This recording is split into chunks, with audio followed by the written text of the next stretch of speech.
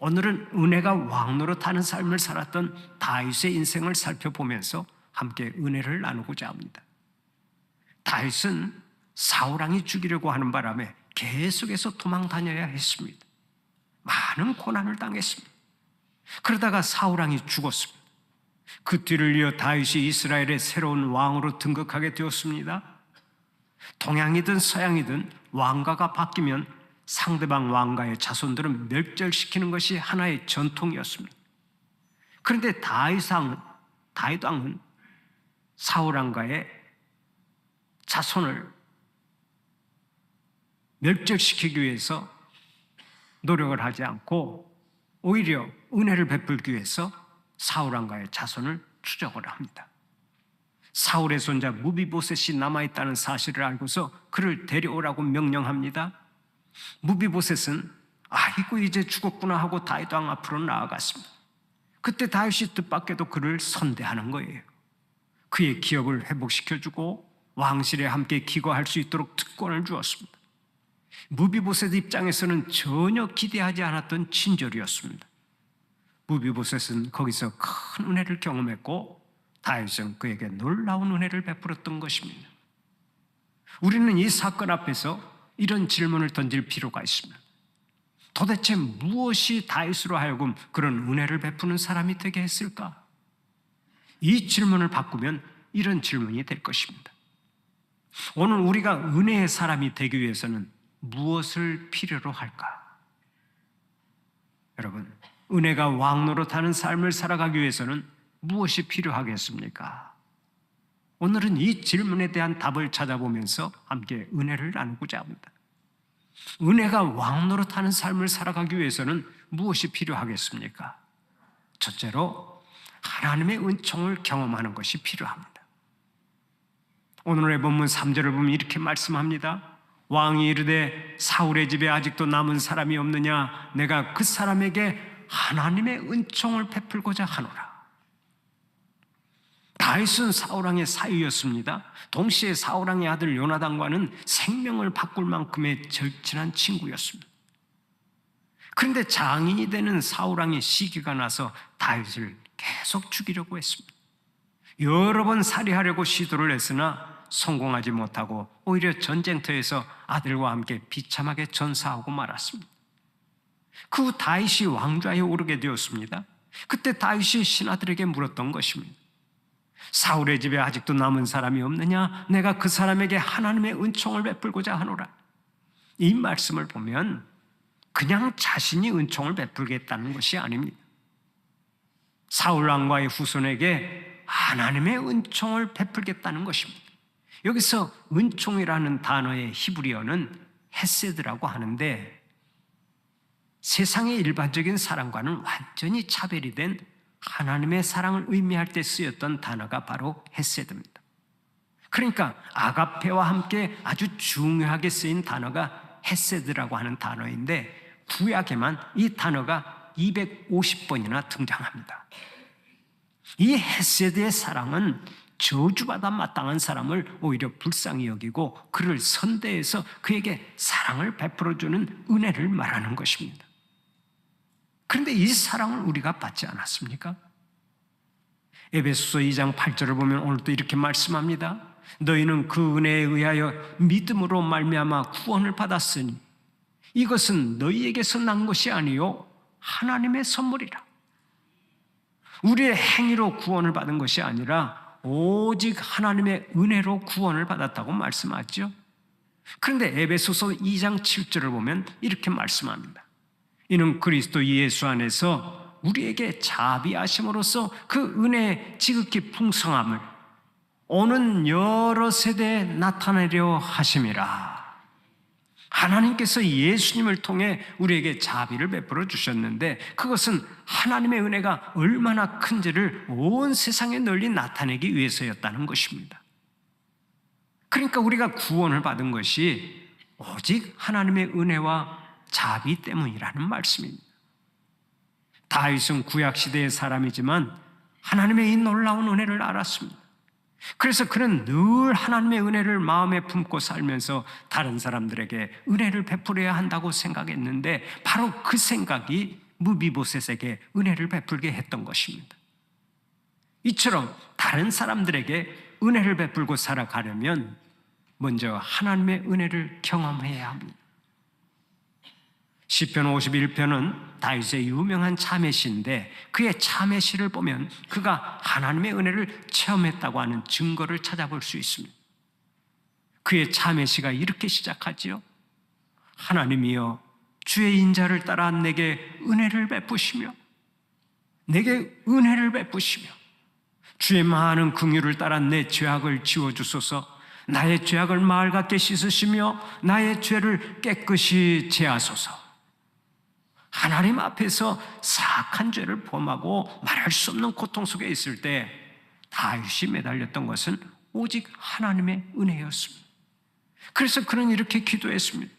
은혜 하나님 아버지, 저를 용서하여 주시옵소서. 하나님의 자비와 사랑으로 저를 용서해 주시고 저의 죄악을 맑게 씻어 주시옵소서.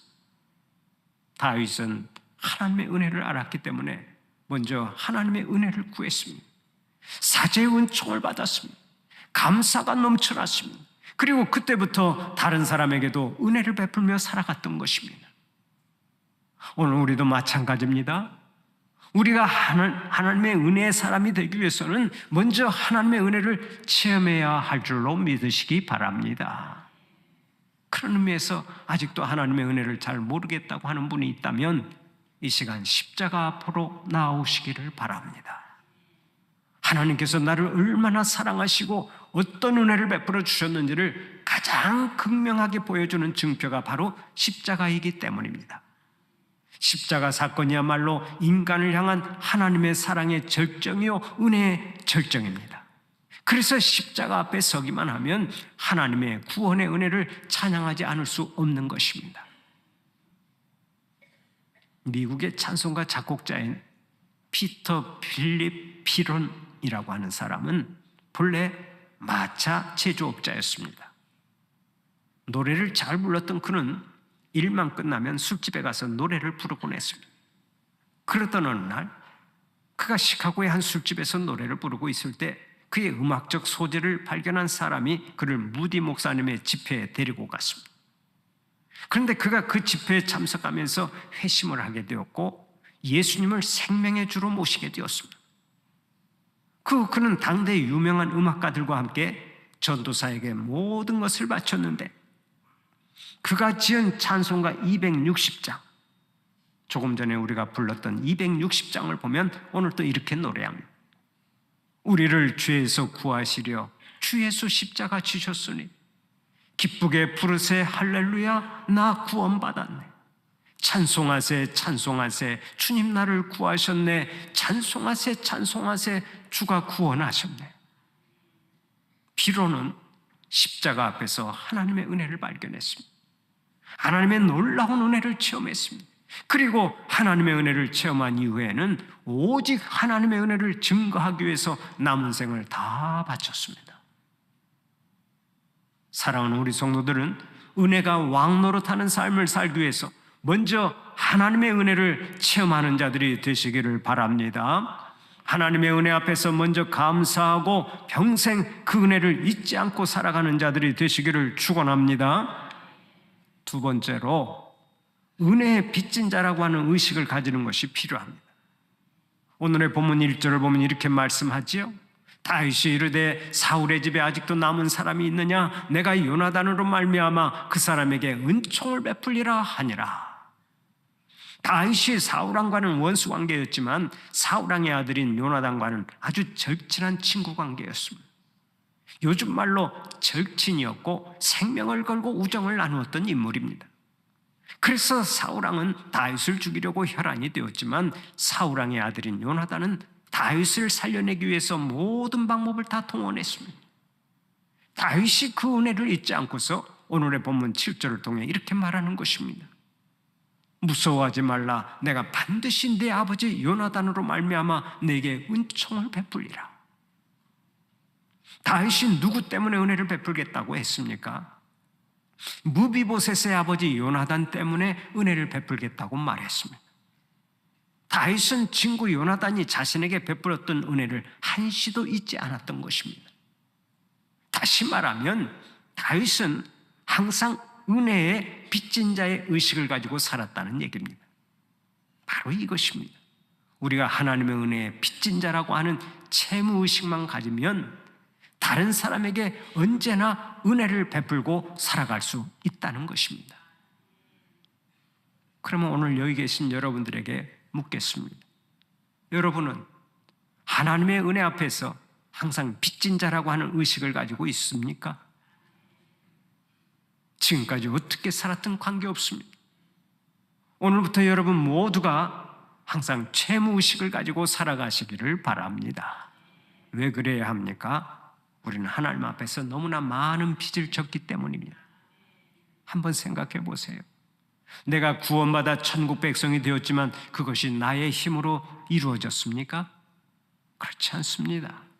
내가 지금 예수를 믿지만 이것조차도 은혜로 이루어진 것입니다. 나의 의지로 예수 믿고 사는 게 아니라고요. 나의 능력으로만 지금 이곳에 있는 것이 아닙니다. 나의 지혜로 사업에 성공한 것이 아닙니다. 나의 능력으로 가정을 이룬 것이 아닙니다. 나의 교육으로만 자녀가 잘 된 것이 아닙니다. 모든 것이 하나님의 은혜로 이루어진 것입니다. 그런 의미에서 나는 철저하게 하나님의 은혜에 빚진 자요 채무자인 것입니다. 그러므로 매일매일의 삶이 내 자랑으로 돌아가면 안 됩니다. 무슨 일을 하더라도 하나님의 은혜라 생각하고 그 은혜를 따라 살아야 합니다. 사실은 우리가 남을 돕는 것도 하나님의 은혜요, 선한 일을 하는 것도 하나님의 은혜요, 봉사를 하는 것도 하나님의 은혜인 줄 압니다. 남을 도울 수 있는 시간도 하나님께서 주셨잖아요. 내게 있는 물질도 하나님께서 주셨잖아요. 돕고 싶은 마음도 하나님께서 나에게 주셨잖아요. 내 양심과 내 의지가 아닙니다. 미안하지만 내 것이라고 할 수 있는 것은 죄밖에 없습니다. 내가 하나님 앞에 내놓을 것은 죄와 허물밖에 없습니다. 그러므로 아무리 선한 일을 해도 그것 자체가 하나님의 은혜인 것입니다. 사도 바울이 이 사실을 알았습니다. 여러분, 바울이 어떤 사람입니까? 그는 예수 믿는 사람들을 박해하고 감옥에 가두는 것이 신앙생활을 잘하는 것인 줄 알았습니다. 그래서 예수 믿는 사람들을 핍박하고 감옥에 가두는 일에 얼마나 열심을 냈는지 몰라요. 스데반 집사가 돌에 맞아 죽을 때도 사도 바울은 그 일에 맨 선봉에 설 정도로 그렇게 열심을 냈죠. 그러나 그가 부활하신 예수님을 만난 후에는 완전히 달라져 버렸습니다. 예수님을 증거하고 자랑하는 일에 완전히 목숨을 걸었습니다. 살아도 예수, 죽어도 예수, 오직 예수. 나는 그리스도를 존귀케 하기 위해서 산다. 복음이 전파된다면 나는 생명을 조금도 아까워하지 않겠노라 하며 살았습니다. 바로 이러한 신앙과 삶이 세상을 복음으로 뒤집어 놓은 것입니다. 바울은 자신이 하나님의 은혜를 누구보다 많이 받은 것을 알기에 항상 이렇게 고백했습니다. 헬라인이나 야만인이나 지혜 있는 자나 어리석은 자에게 다 내가 빚진 자라. 바울은 하나님의 은혜를 너무 많이 받아서 자기는 항상 빚진 자의 심정으로 산다는 고백입니다. 하나님의 사랑에 빚진 자요, 은혜에 빚진 자요, 복음에 빚진 자라고 생각하면서 평생 빚 갚는 심정으로 살았습니다. 바로 그 신앙의 자세가 세계의 역사를 완전히 바꾸어 놓았던 것입니다. 사랑하는 우리 성도들도 하나님의 은혜를 아는 자들로서 평생을 빚진 자의 심정으로 살아가시기를 바랍니다. 은혜가 왕노릇하는 삶을 살아가시기를 축원합니다. 항상 사랑의 빚진 자요, 은혜의 빚진 자라고 하는 의식을 가지고 살아가는 사람은 삶의 양식이 다르고 삶의 내용이 다른 것입니다. 영국의 조지 뮬러는 1865년부터 약 30년 동안 2566명의 고아를 길러낸 사람입니다. 평생 5만 번의 기도 응답을 받았다고 고백한 뮬러는 믿음의 거장이요, 기도의 용장이었습니다. 뮬러가 기도할 때마다 없는 것이 생겨나고 먹을 것이 트럭으로 들어오고 매일같이 기적이 일어났습니다. 그런데 그분의 일대기를 보면 건망증이 조금 심했다고 전해져 옵니다. 뭔가를 잘 잊어버리는 은사가 있었다는 얘기입니다. 그 사실을 알고 제가 얼마나 위로를 받았는지 모릅니다. 저도 언제부터인지 깜빡깜빡 하거든요. 수첩에 메모를 해놓고도 약속을 잊어버리는 경우가 많고, 심지어는 휴대폰으로 우리 부목사님과 통화를 하면서도 제 아내에게 여보 휴대폰 좀 찾아줘요. 휴대폰 좀 찾아줘요. 제가 그런 사람입니다. 이렇게 건망증이 나이가 들어갈수록 심해지는데, 제가 뮬러 때문에 큰 위로를 받은 것이 사실입니다. 뮬러는 건망증이 심해서 돈도 잘 잃어버리고 물건도 잘 잃어버렸습니다. 그런데 돈이나 물건을 잃어버렸을 때 뮬러는 전혀 서운해하거나 괴로워하지 않았다는 것입니다. 무언가를 잃어버리면 언제나 이렇게 기도했다고 합니다. 하나님 아버지, 제가 귀한 것을 잃어버렸습니다. 기왕이면 그것을 꼭 가져가야 할 사람이 가져가게 해 주십시오. 꼭 써야 할 사람이 쓰게 해 주십시오. 어차피 하나님의 은혜로 잠시 제가 가지고 있던 것이니까 꼭 필요한 사람에게 돌아가게 해 주십시오. 하나님 본의 아니게 베풀 수 있어서 감사합니다. 이런 기도를 드렸다는 거예요. 얼마나 여유 있는 마음이요, 넉넉한 마음입니까? 우리 가운데는 돈을 100만 원만 잃어버려도 한 달 내내 끙끙 앓고 괴로워하는 사람들이 많습니다. 자다가도 벌떡 일어나서 아이고 이 모조리 왜 사냐 왜 사러 하는 사람도 있을 거예요. 그런데 뮬러는 전혀 이런 일이 없었습니다. 항상 빚진 자의 의식을 가지고 살았기 때문에 귀한 것을 잃어버리고도 오히려 감사 기도를 할 정도가 되었던 거예요. 하나님의 사랑과 은혜에 내가 빚진 자다라고 하는 채무의식을 가진 사람은 삶의 양식이 다릅니다. 언제나 은혜가 있습니다. 항상 은혜를 베풀고 살아서 예수의 향기를 널리 드러냅니다. 사랑하는 우리 성도들은 언제나 빚진 자의 의식을 가지고 은혜가 왕노릇하는 삶을 살아가시기를 축원합니다. 그런 의미에서 한번 따라서 해봅시다. 나는 은혜의 빚진 자다. 나는 빚쟁이다. 빚 갚고 살아야 한다. 아멘입니까? 옆 사람에게도 한번 가르쳐 주세요. 성도님은 빚쟁이입니다. 빚 갚고 살아가시기 바랍니다. 여러분이 옆 사람을 쳐다보니까 꼭 빚쟁이 같이 생겼죠? 사실 빚쟁이 같이 생긴 게 아니라 우리는 다 빚쟁이입니다. 꼭 은혜의 빛을 갖고 살아가는 자들이 되시기를 바랍니다. 이 땅에는 주먹이 왕노릇하는 곳이 있습니다.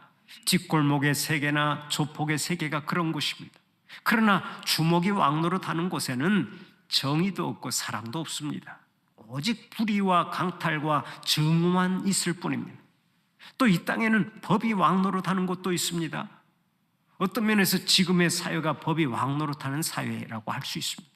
그래서 그런지 고소고발이 산더미처럼 쌓이고 감옥에는 죄수들이 넘쳐나지 않습니까? 우리가 알지도 못하고 기억하지도 못하는 법들이 셀 수 없이 많은데 세상은 점점 더 삭막해져 가고 있습니다. 여러분, 이 흑암의 세상을 사랑과 평화가 넘쳐나는 세상으로 바꿔가려면 무엇이 왕노릇해야 하겠습니까? 은혜가 왕노릇하게 해야 합니다. 내가 은혜를 받은 것처럼 상대방을 은혜로 대해야 합니다. 피차 은혜로 대하기만 하면 우리가 사는 곳이 항상 은혜가 넘쳐나게 되는 것입니다. 서울에서 개척교회를 하는 한 목사님이 있었습니다. 이 목사님이 어느 날 중고 소형차를 몰고 신방을 갔습니다. 그런데 빨간 신호가 들어온 것을 보고도 깊은 생각을 하다가 그만 직진을 했고, 그래서 직진을 하다가 벤츠 승용차를 받아버렸습니다. 차를 받으려면 싼 차를 받아야 되는데 제일 비싼 벤츠를 받아버렸어요. 벤츠는 조수석 문짝이 부서졌고 목사님 차는 폐차를 할 정도로 크게 부서지고 말았습니다. 벤츠 차 안에서는 신사가 나오고 부서진 소형차 안에서는 목사님이 나왔고 서로 몸은 안 다쳤느냐고 물었습니다. 그 후에 목사님은 즉각 고개를 숙이고 사과를 했습니다. 죄송합니다. 모든 잘못은 제게 있습니다. 제가 다 책임을 지겠습니다. 몇 번이나 정중하게 사과를 하고 잘못을 인정하니까 그 신사가 명함이나 한 장 주십시오 하고 떠났습니다. 그런데 아무리 기다려도 보험 청구서가 날아오지 않았습니다. 벤츠 수리비를 물어주려면 큰 돈이 들어갈 것으로 생각되어 고심하고 있는데 도대체 연락이 없는 거예요. 그러던 어느 날 목사님의 교회로 중형 새 자동차 한 대가 배달되었습니다. 보험 청구서는 날아오지 않고 거꾸로 자동차가 한 대 배달되었는데 거기에는 편지 한 장이 붙어 있었습니다. 목사님, 지난번 자동차 사고를 당한 아무개 집사입니다. 저도 어릴 때부터 교회를 다니고 있는 사람인데 이번 사고는 저의 잘못도 큽니다. 제가 좀 더 조심했으면 사고를 막을 수도 있었는데 그렇지 못해서 죄송합니다. 어쨌든 저의 큰 차가 목사님의 작은 차를 찌그러뜨린 것을 보고 돌아가신 저의 어머니가 생각나 많이 회개했습니다. 이제 목사님의 자동차가 없어졌으니 타고 다닐 것이 없을 것 같아 새 차 한 대를 선물로 드립니다. 그리고 저의 자동차는 제가 고쳤으니 염려하지 마십시오. 목회 잘 하십시오. 기도하겠습니다. 안녕히 계십시오. 여러분, 그 목사님이 얼마나 큰 감동을 받았겠습니까? 세상에 이런 일이 하는 사람이 있을지 모르지만 은혜의 세계에서는 종종 있을 수 있는 일입니다. 은혜가 왕노릇하면 사는 곳이고 작은 천국이 되는 줄 믿으시기 바랍니다. 우리는 하나님의 은혜에 빚진 자들입니다. 하나님과 사람들 앞에서 사랑에 빚진 자들입니다. 그러므로 빡빡하게 살면 안 돼요. 인색하게 살면 안 됩니다. 교만하게 살면 안 됩니다. 예수를 오래 믿으면 자칫 사람들을 정죄하고 판단하는 자리에 빠지기 쉽습니다. 자기 신앙이 최고라고 생각하니까 너무도 쉽게 그런 자리에 빠질 수 있는 것입니다. 이런 사람들은 설교를 듣고도 은혜를 받지 못하고 다른 사람들의 신앙생활을 보고도 도무지 은혜를 받지 못합니다. 그러다가 나중에는 신앙인이 아닌 종교인으로 전락하고 맙니다. 얼마나 불행한 일입니까? 잊지 마십시오. 은혜가 없으면 결국 망하는 것입니다. 예수님 당시의 바리새인들을 보십시오. 그들은 누구보다 기도 많이 하고 예배 잘 드리고 11조 잘하고 구제를 많이 하는 사람들이었습니다. 그러나 그들에게는 은혜가 없었습니다. 그들은 허구한 날 다른 사람들을 정죄하고 판단하는 재미로 살았습니다. 그러다 보니까 나중에는 예수님까지도 판단하고 정죄해서 십자가에 매달지 않았습니까? 은혜가 없으면 얼마나 무서운 일이 일어나는지 모릅니다. 잊지 마십시오. 우리는 누가 뭐라 해도 말할 수 없는 은혜를 받은 사람들입니다. 그러므로 이제 우리는 은혜가 왕노릇하는 삶을 살아야 합니다. 하나님의 큰 은혜를 받은 성도들답게 이제는 오직 은혜가 왕노릇하는 삶을 살아서 이 땅에서부터 천국을 경험하고 하나님의 영광을 높이 드러내는 여러분들이 되시기를 간절히 축원합니다.